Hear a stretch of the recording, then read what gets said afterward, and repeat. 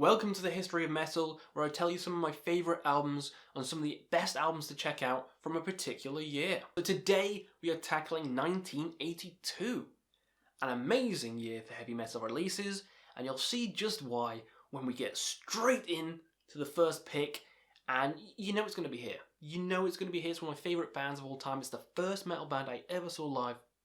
Iron fucking Maiden. Number of the Beast. Classic album. One of the better albums you should check out from 1982. And it gets a lot of bad rap from some people nowadays for some reason. Because some of the songs, you know, like Invaders, they don't like too much. Gangland, maybe. And some people are negative for Children of the Damned for some reason. Don't understand that. I love that song. But yeah, this is the album that made Maiden massive. They just changed vocalists to Bruce Dickinson, and I love the first two albums. You know, I love the first two albums, and I probably would pick them over Number of the Beast. But Number of the Beast is the classic Maiden album. If you had to give someone the classic Maiden album, they would probably pick Number of the Beast. You know, Hallowed Be Thy Name, Run to the Hills, Number of the Beast, Children of the Damned, like, too many good songs. 22 Acacia Avenue, love that song. I love Invaders as well. I think Gangland's the only one I'm okay on. The rest, amazing, and it's easily my favourite of 1982. You know, hearing most of these songs live is just, it's too good. Bruce just brings the album to life. Number of the Beast live is fantastic. One of my favourite Maiden songs of all time, and Hallowed Be Thy Name is like my second favourite Maiden song of all time, behind Ram and the Ancient Mariner. So yeah, gotta give some love to Maiden, which Maiden's gonna be on like every year I do this. It's gonna be like every year I do this, pretty much. So, what can I say? Duel the album should be on people's radar, should be on people's list, and it's here for a reason. So next up, you know what's gonna be next. You know, I've talked about the Maiden. I gotta give some love to the Priest. One of the bands that kind of made heavy metal big. And I love Priest. And I don't want to get into the argument of who's better, because they're both amazing. Both amazing. And Scream of Vengeance is the album. And this is an S-tier album. This is one of the better Judas Priest albums of all time. Scream of Vengeance has just too many good songs on. The Hellion, Electric Eye. I love that song. That song is just one of the best. Scream of Vengeance itself, the title track, amazing. Riding on the Wind and You Got Another Thing Coming. I know a lot of people don't like that anymore, but I still love it.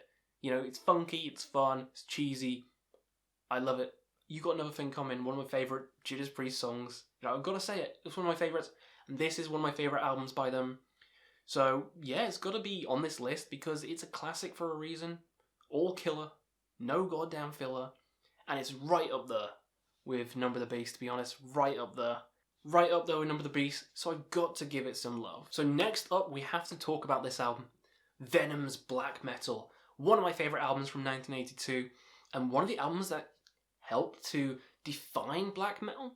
You know, people could say it's the very first black metal band.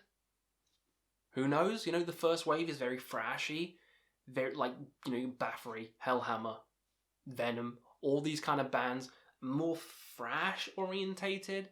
But, you know, sound-wise, you know, that aside, this album is amazing. My favourite Venom album, easily my favourite Venom album. I prefer this to Welcome to Hell. I just do. I mean, starting off with the song Black Metal, it just punches you in the face straight away, tells you what's up. Buried Alive, Countess Bathory. It's just a rip-roaringly awesome, intense, thrashy, good time. And Venom are kind of the band that first incorporated, like, the pentagram and, like, the evil lyrics and kind of the over-the-top theatrical nature of the shows they did.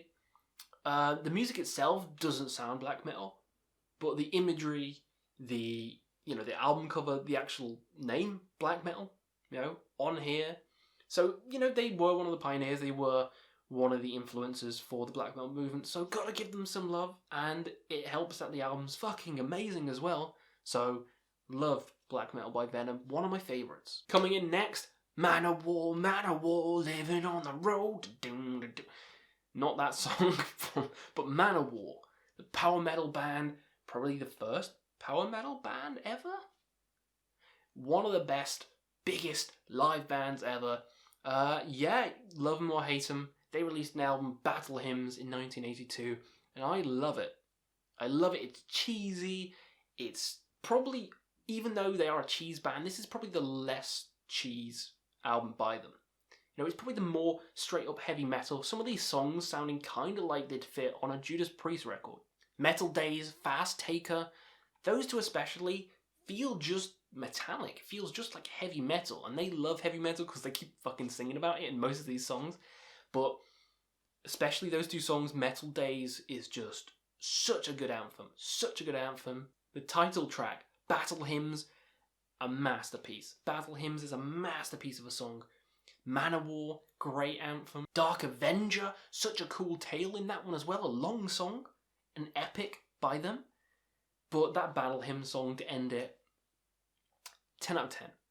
Love Battle Hymns, one of my favourite Manowar albums. I wouldn't say it's the best, but it's one of my favourites, and it's easily one of my favourites of 1982, so I think, you know, if some of the later stuff kind of just is too in your face, I think you'll like Battle Hymns. Because if you love stuff like Kiss, you love stuff like, you know, Judas Priest, or just any metal band ever, I feel like you'll like it. I feel like you'll like it, and I love Battle Hymns, so go in here. Finally, one of my favourite albums from this year is Witchfinder General with Death Penalty.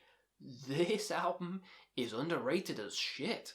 You know, you probably didn't expect me to throw this one up here, although you might have done because I might have put it in the thumbnail, so amazing doom metal album. Amazing doom metal album. Amazing pioneering band for doom metal. You know, alongside Black Sabbath and Saint Vitus and all those other bands. But very underrated, very catchy melodies, but it has that doom quality that you know and love. It has that doom quality you know and love from Black Sabbath. The kind of fuzzy guitar. It's not fast, but it's got that kind of rhythm to it. It's smoky, it's hazy, and it's evil. It's very occult, and I love it. Love it. Singing on point, guitar playing on point, the mood, the atmosphere on point. Love this album. If you love Black Sabbath, check out Witchfinder General, because it's a bloody banger. So that does it for my recommendations for this year. There's a load I missed off, which didn't quite make the cut for my favourites. You know, Motorhead's Iron Fist came out this year. Amazing album, but I still prefer the ones I mentioned. You know, except Restless and Wild. A great album. Didn't quite make the cut. Scorpions, Blackout. This was a great year for heavy metal. And it just keeps getting better and better. In my opinion, it just keeps getting better and better throughout the 80s and then into the 90s. It's like the golden year. And you know what my golden year will be? When a certain genre crops up, which might have been influenced by Venom. But that was 1982, some of my favourite picks. Pop yours down in the comments below. What would you have on your favourite albums from 1982? Let me know, and we'll see you again on another Quest for Metal.